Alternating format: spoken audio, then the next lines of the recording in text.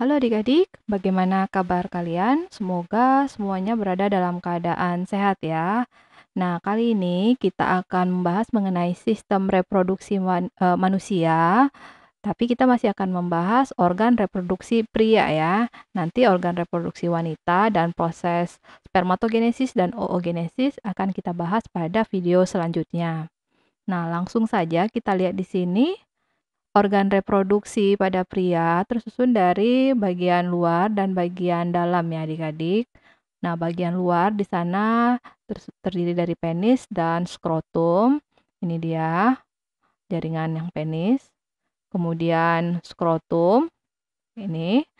Sementara bagian dalam di sana ada testis.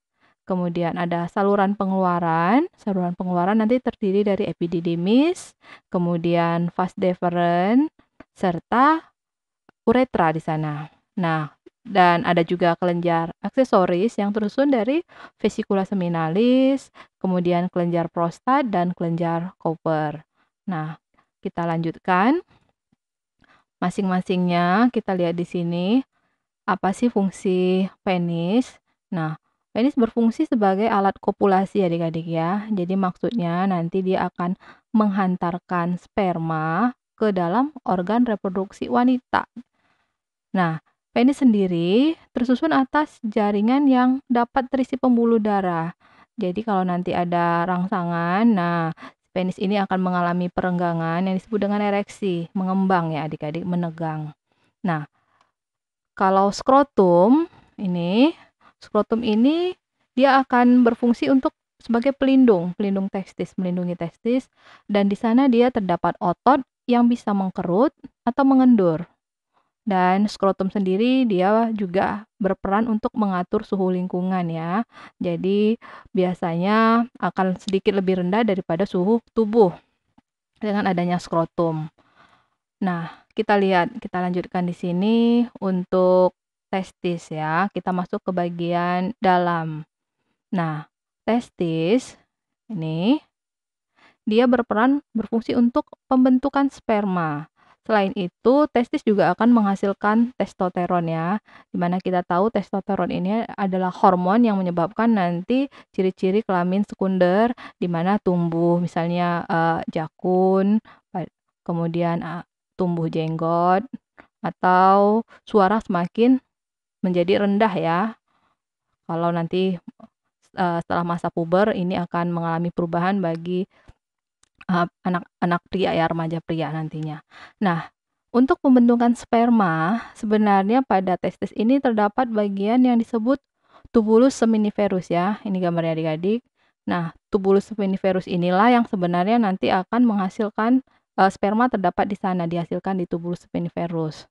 Karena di sana ada spermatogonium, di mana spermatogonium nanti akan mengalami proses selanjutnya, mengalami pembelahan mitosis. Jadi, di dalam tubulus seminiferus, proses spermatogenesis ini terjadi ya. Nah, ini yang nanti menghasilkan sperma. Oke, selain spermatogonium yang terdapat di tubulus seminiferus juga terdapat sel Sertoli adik-adik. Sel Sertoli ini untuk memberi makan pada sperma, dan ada sel Leydig yang berperan sebagai nanti menghasilkan hormon testosteron tadi. Jadi kalau hormon testosteron sebenarnya dihasilkan oleh si sel Leydig ya. Oke, kita lanjut.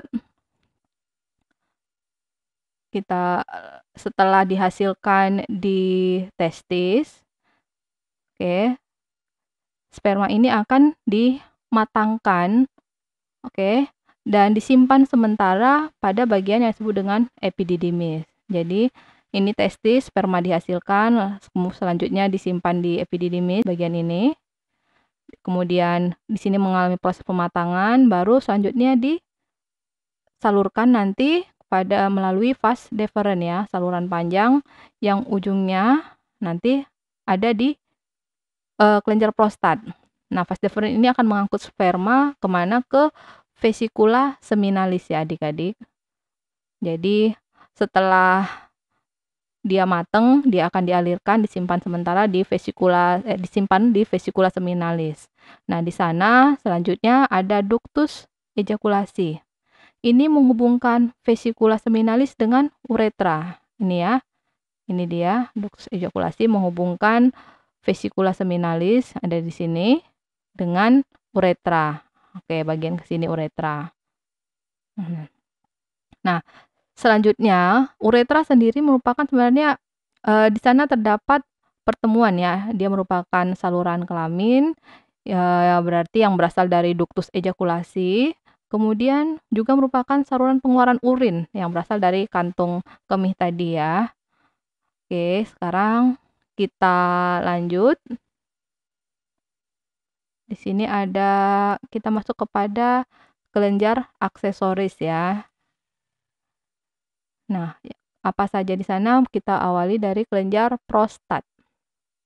Nah, kelenjar prostat ini akan menghasilkan getah atau sekret yang mengandung kolesterol, garam, dan fosfolipid yang ini untuk menjaga kelangsungan hidup sperma ya adik-adik. Nah, di sini dia kelenjar prostat ukurannya lebih besar dibandingkan nanti kelenjar bulbouretra atau kelenjar Cowper. Nah, kelenjar Cowper sendiri dia ujungnya langsung menuju uretra dan untuk menghasilkan getah yang bersifat alkali. Ini adalah fungsi dari kelenjar Cowper. Jadi getah atau cairan yang bersifat alkali atau basa ini berperan untuk sebenarnya menetralkan urin. Urin kan bersifat asam ya adik-adik. Nah, sisa-sisa urin, residu urin yang tersisa dalam uretra ini, nah makanya dia butuh nanti dinetralisir dengan cairan yang berasal dari kelenjar Cowper tadi sehingga tidak rusak ya nanti sperma yang dihasilkan karena dia melindungi sperma. Nah, sekarang kita lanjut kelenjar aksesoris yang terakhir adalah vesikula seminalis. Oke, di sini. Nah, dia berlekuk-lekuk di belakang kantung kemih. Nah, vesikula seminalis ini nanti juga menghasilkan zat yang bersifat alkali, kemudian prostaglandin, ini jenis hormon, dan ada hormon pembekuan yang semuanya memang untuk menjaga sperma ya, melindungi sperma. Oke, jadi kesimpulannya adik-adik, kalau kita lihat di sini, organ reproduksi pria tersusun dari bagian luar, tadi di sana ada penis dan skrotum, sementara bagian dalam ini tersusun dari testis, saluran pengeluaran, dan kelenjar aksesoris. Sementara tadi perjalanan sperma diawali dari testis, kemudian ke epididymis, kemudian lanjut ke tadi vas deferens, kemudian vesikula seminalis,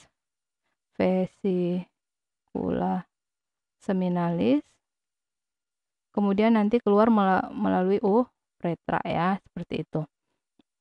Nah, sampai di sini materi kita. Kalau kalian ada pertanyaan, silakan tulis dalam kolom komentar ya adik-adik. Tetap semangat, kita bertemu pada materi selanjutnya. Salam.